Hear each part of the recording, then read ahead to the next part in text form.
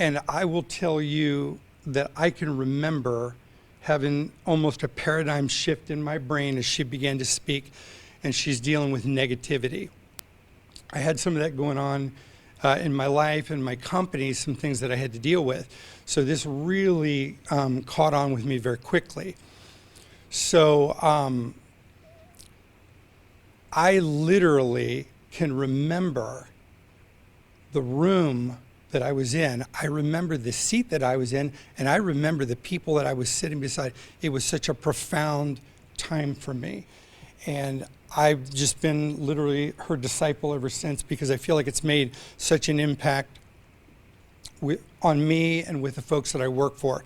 So a lot of things that she's taught me, I actually have used in my company. I had a guy come up to me about a month ago. He's been with me for 26 years.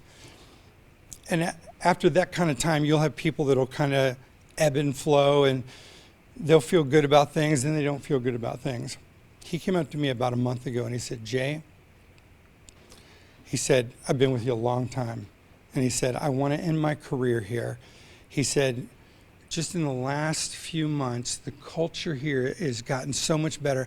I love coming to work.